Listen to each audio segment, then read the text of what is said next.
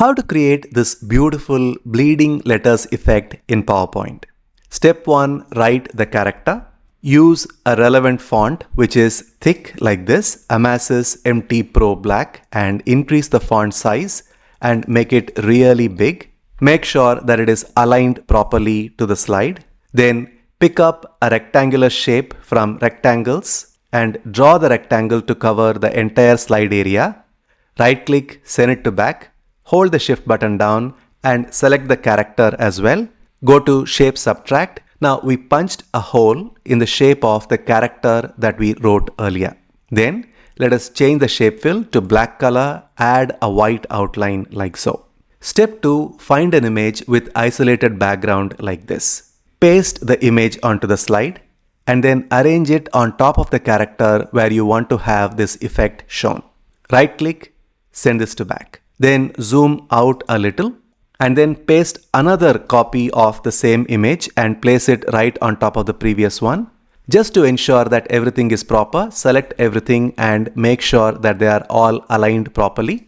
This time I am going to use the crop tool to crop out all the unnecessary portions like this. Can you see here? I am just leaving this portion and cropping out everything else, and click outside. Now we have got this portion jutting out. Use your right arrow key to make some finer adjustments so this is properly sticking to the actual image.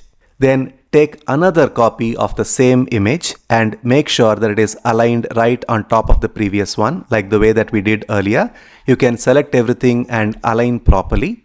Then use the crop tool and crop out the portions in the top like this.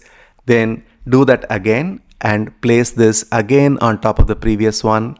This time crop out the portions that require to be showing in the bottom portion like this. Then when you add the relevant text on the right hand side, you have this beautiful effect. There is another way to do this, and that is this way. Before I show you how to do that, I am Ramgopal from presentationprocess.com. If you want to receive 25 creative PowerPoint ideas you can use in your next presentation, please join our 5-day free email course by clicking on the link in the description box below. For the second type of effect, the first step is pretty much the same. You write the character and punch a hole of that character from a rectangle that occupies the entire slide like we did earlier. The difference this time is, instead of finding a bouquet which has all the elements intact in one place, I'm going to choose an image which has parts of the image like this. I got both these images from pixabay.com. This second image can be downloaded as a vector graphic which is in SVG format. The only benefit is I can arrange the bouquet the way that I want with the elements that I want and arrange them on top of the character like this. And then I can choose which of the elements require to be sent to the back like this. Right click, send to back, and this one I want to send to back.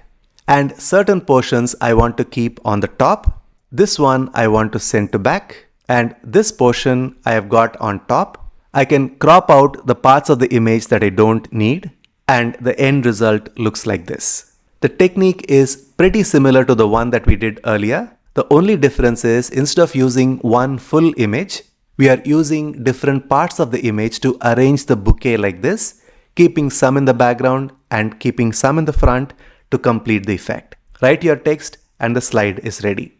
If you want to learn an interesting animated text effect called hanging letters animation in PowerPoint, you can click on the link that you see right now on your screen and use the technique to present some interesting titles like this. I'll see you inside that video next.